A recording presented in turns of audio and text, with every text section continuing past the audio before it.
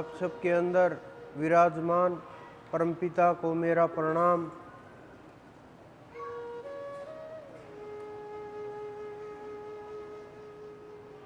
ये मानव लाखों वर्षों से लाखों योनियों के अंदर लाखों प्रकार के शरीर धारण करके लाखों क्रियाओं, कर्मों, प्रकृतियों, ब्रह्मांडों के अंदर से गुजर करके यात्रा करके मानव शरीर तक पहुंचा।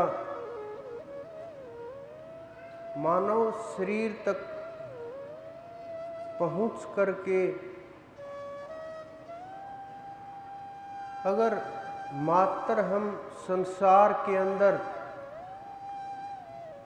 जीवन के अंदर, भय के अंदर, निंद्रा के अंदर, आलस के अंदर, विचारों के अंदर, मन के अंदर अगर हम खोए रहे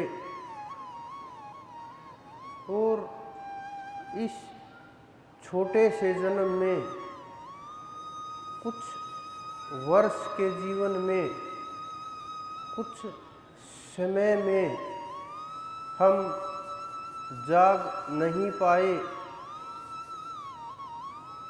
तो ये भी हाथ से निकल जाएगा।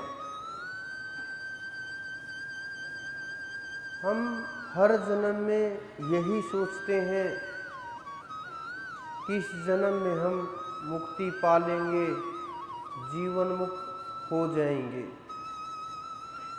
अनेकों प्रकार की योनियां जिनमें इतनी चेतना नहीं होती, इतनी समझ नहीं होती, इतना विवेक नहीं होता कि मानव ये समझ सके कि जीवन मुक्ति की आवश्यकता है, परमात्मा की आवश्यकता है और खोज करने की आवश्यकता है। इस अंश को अंशी में मिलाने की आवश्यकता है। ये समझ नहीं आती क्योंकि बुद्धि के अंदर इतनी समझ, इतना ज्ञान नहीं होता। लेकिन मानव के जीवन में, मानव की बुद्धि में इतनी समझ और इतना ज्ञान उस परमात्मा ने दिया है जिससे ये अनुभव हो सके कि परमात्मा क्या तत्व है, इस शरीर का क्या महत्व है, कहाँ कहाँ इसका उपयोग हो सकता है। लेकिन हम पाप पुण्य के अंदर रह करके छोटी छोटी वस्तुओं से संतुष्ट हो करके अपनी खोज को रोक करके समाज के छोटे छोटे भय, निंदा,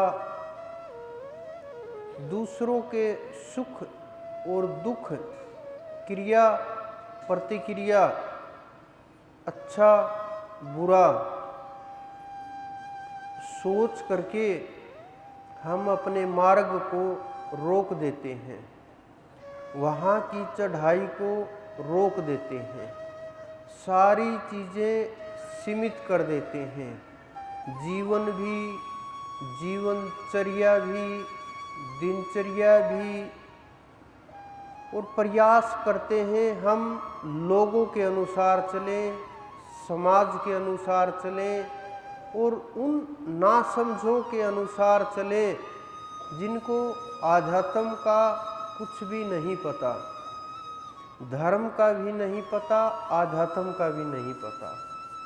लेकिन हमारे अंदर बहुत सी चीज़ें उत्पन्न हुई समय के प्रभाव से, काल के प्रभाव से, समाज के प्रभाव से, और ये मानव जितना गति करके आगे आया जीवन के अंदर, मानव जीवन इतने लाखों वर्षों से गति करके आया, इसके अंदर बहुत ऋषि मुनियों द्वारा प्रदान की गई अच्छी चीज़ें भी आई और उनका दुरुपयोग भी हुआ।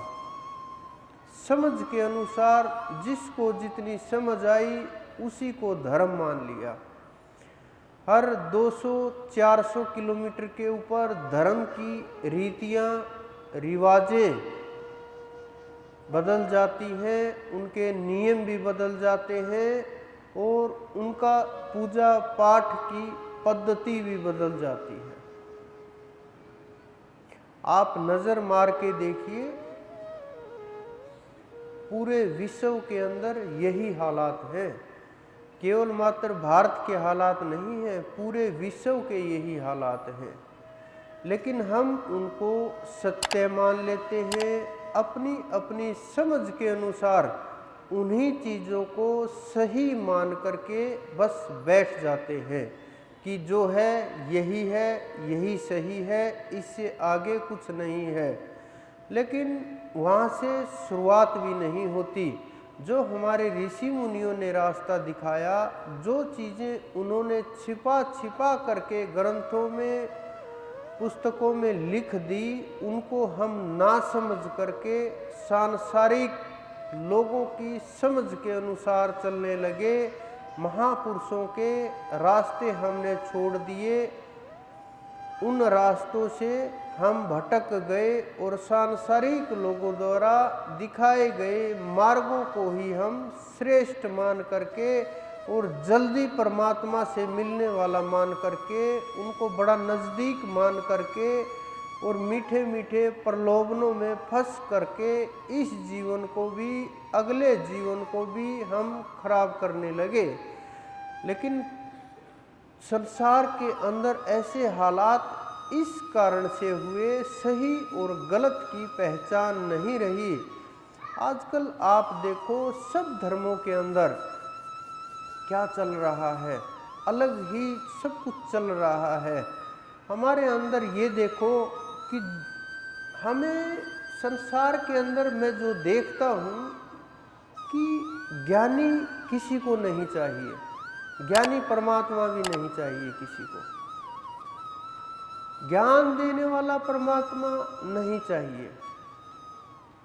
क्योंकि जितने भी लोग हैं, जितने भी प्रयास करते हैं, सबको बाल रूप में ही चाहिए। चाहे राम हो, चाहे कृष्ण हो, चाहे देवी हो, माँ शक्ति हो, आदि शक्ति हो, चाहे हनुमान जी हो, सबको बाल रूप में ही चाहिए। किसी को भी बड़े रूप में नहीं चाहिए, किसी को भी ज्ञानी के रूप में नहीं चाहिए, किसी को भी ज्ञान उनसे नहीं चाहिए।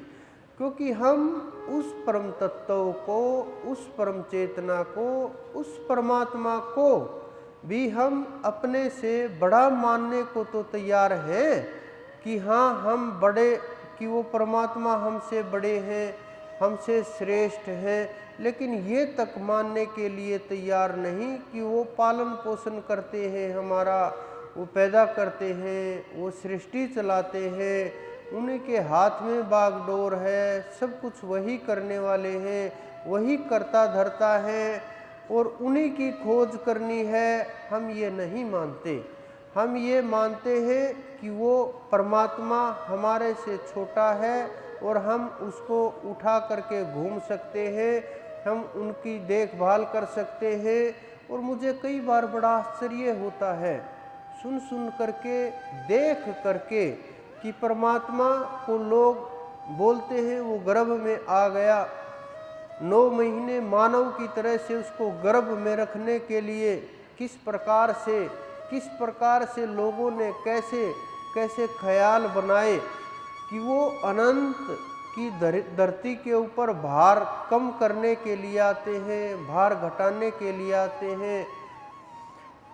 अनेकों अनेक विचार लोगों के, अनेकों अनेक इनके जवाब बनाए गए और बहुत चारों तरफ से दबा दबा करके ढक दिया गया, लेकिन तर्क समाप्त नहीं हुए, खोज बंद नहीं हुई, खोजी लगे हुए हैं। कुछ लोग ये कह कर के रोक दिए जाते हैं कि परमात्मा आस्था का खेल है, परमात्मा भाव का खेल है, परमात्मा भक्ति का खेल है, परमात्मा पे शंका नहीं करनी चाहिए, सवाल नहीं उठाना चाहिए और सवाल नहीं करने चाहिए। इससे आस्था के ठेस लगेगी, विश्वास के ऊपर ठेस लगेगी, संसार के ऊपर ठेस लगेगी।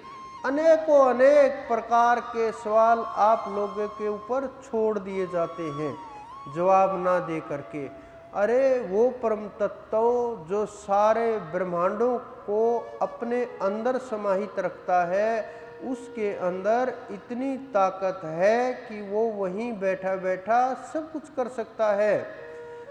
उससे अलग इस ब्रह्मांड में बोलते हैं महात्मा लोग, संत लोग, उसके चाहे बिना कुछ भी नहीं होता, उसकी मर्जी के बिना कुछ भी नहीं होता, उसकी इच्छा के बिना पत्ता भी नहीं हिलता। फिर उनको कहाँ आवश्यकता पड़ी गर्भ में आने की, युद्ध करने की, लड़ाइयाँ करने की, करवाने की। वो ऊपर बैठा बैठा ही सब कुछ कर सकता है।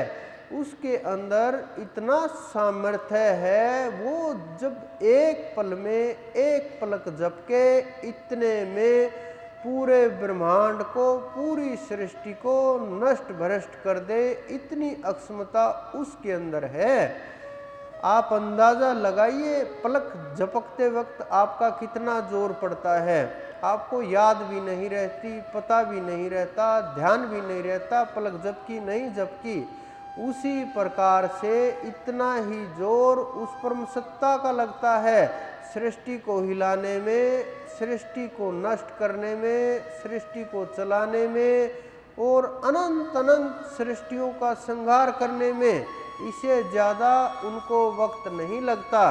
लेकिन हमारे जो लोग थे, जिन्होंने कल्पनाएं की, जिन्होंने सोचा विचार किया और जो मर्जी लिख दिया, हम भी बिना तर्क के, बिना सोचे समझे, बिना देखे उसके अनुसार चलने लगे और उस खेल के साथ ही हम धर्म से तो दूर हो ही गए, हम ज्ञान से भी दूर हो गए, हम ध्यान से भी दूर हो गए, हम परम चेतना से भी दूर हो गए, हम उस परम सत्ता से भी दूर हो गए, उस परमात्मा से भी दूर हो गए और अपने अस्तित्व से दूर हो गए।